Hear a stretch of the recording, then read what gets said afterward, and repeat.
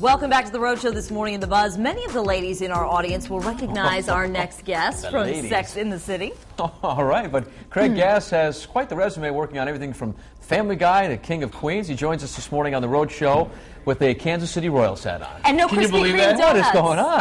I know. It was a free hat. I performed in Kansas City last week, and looking at my hair this morning, I thought, I'll just throw on the free hat. So we'll get you a Rhode Show hat. Oh, all right, cool. All right, right, I'll get a Rhode Show hat. You can That's change fine. it out. How are you? I'm good. How are you? So you're a busy guy. You work on all these. Talk about some of the shows you work on. Yeah, tell people, aside from Sex in the City, which I saw the episode. Yeah. But tell Sex people. in the City was disgusting, and I'm sorry you had to see that. And on King of Queens, I was the new guy at Kevin James's work, but now I have the coolest job in the world. I am doing voices on Family Guy, American Dad, and The Cleveland Show. That's and they awesome. discovered me on YouTube. Oh, get out. How did that happen? It was the casting director, Linda, saw me on YouTube, and she called Seth MacFarlane and said, you got to hear this guy. Seth was in his car, and she said, you got to hear these clips. She played the clips over the phone, and in his car, listening to the computer clips, she said, hire him. Let's get him on the show. I love that. And a week later, I'm in a recording studio with Seth MacFarlane, and I just was recording one line. He did one line as Peter Griffin, where he said, this is crazier than when Al Pacino was a slumlord laundromat tenant. And then they cut to me as Al Pacino in the middle of a bunch of broken down washers and dryers going, you're out of order. And you're out of order. And you're out of order.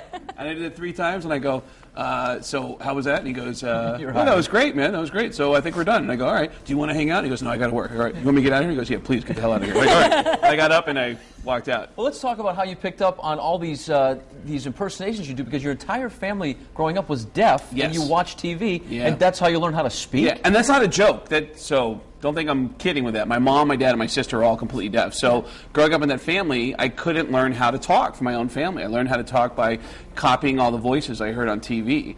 And I grew up in the Bronx. Yeah, people would that Casey hat on and the lack of a Bronx accent, people would never know. And everyone in my neighborhood sounded like, you know who Tracy Morgan is, right? Yes, Yeah. yes. of course. Everybody in the Bronx talk like this.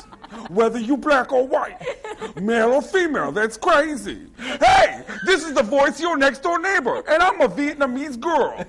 Hey, this is the voice of your mailman, and I'm a tranny. That's crazy. So, yeah, I never got that accent. Right. But the weirder the voice, the easier it is for me to do it. Like Christopher Walken has A real stop and go kind of voice where he'll talk. Every once in a while, he'll stop, and then he'll keep going. Or, Al Pacino. Keep going, yeah. Which is all the way down here. That's a fun one. Or Tom Arnold, who I love painkillers and I need to call my sponsor. Or Adam Sandler, who's Really fun and likes to do jokes like, what kind of a bee makes milk? A booby. Shibby-doo. yeah. So Scooby-Doo. yeah, Scooby-Doo. Yeah, that's right. But yeah, it's the whole show that I'm doing at the Comedy Connection this weekend. It's all voices and then stories about the celebrities who've tried to meet me because I do an impression of them. Oh, nice. And How does that go? Yeah, who's been like? Who's been pissed off? Right. You know what? I'm glad you said that because it was Christopher Walken. Was it really? I had dinner with Christopher Walken and what was his name? Richard Belzer kept Oh, trying to do yeah. trying to keep getting me to do my Christopher Walken impression for Walken. He goes, "Come on, do it," and I go, All right, I don't even know if this sounds good or not, but what I try to do is I try to I feel sound uncomfortable and he's not here. as weird as possible, and then I say the word cowbell, and Walken was staring at me.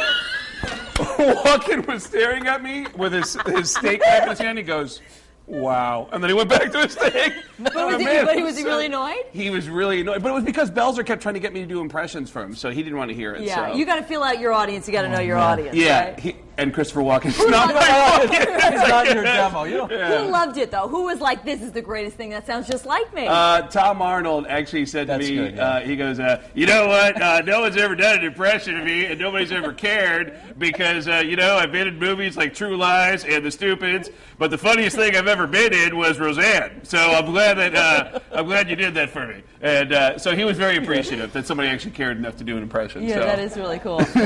Nice. Well, enjoy your time here in Rhode I can't wait. Well, and I have to say, it's a great value because you get that many celebrities In one package. And you know what? It's the first club that ever booked me 10 years ago, so it's always like a homecoming That for is whenever cool. I come back there. Nice. So the Comedy Connection, and it's ricomedyconnection.com. We are very familiar with it around here, and our audience members will be too. And actually, if you want ticket info on Craig's performances at the Comedy Connection, all you have to do is head over to foxprovidence.com. And speaking of foxprovidence.com, let's head over to Melissa in the Tech Center. Hey, Mel. That's crazy. Hey, we're having a great time here in the New England Tech Center. And Craig, welcome. We're excited to have you here on this show. And hopefully some of our blogger fans and Facebook friends are able to see the show, as well as some of us. But I'm here in the New England Tech Center live blogging on foxprovidence.com. And we're talking about Craig Gass this morning and what makes people laugh. Smokey Wolf says, my husband makes me laugh every day, but I do have a few favorite comedians. And Joe A says, the politicians make me laugh. The way they bend the truth. Ouch. And Lisa says, yeah, my husband makes me laugh too, so do my kids, especially my son Adam. He's the funny one. And in case you're just joining us this morning, I posted today's Buzz Poll question on our homepage, foxprovidence.com. Today we're asking, what makes you laugh? Your choices are A, funny impersonations, B, observational humor, or C, risk jokes. So, a lot of our Facebook friends are weighing in as well, and if you'd like, you can join us on our Facebook page. Donna Stanley says, I think you can find humor in everything and anything. It helps relieve stress. Sometimes life gets too serious. And I definitely agree, Donna. So I'll be back at the end of the show with your web poll results, but for now,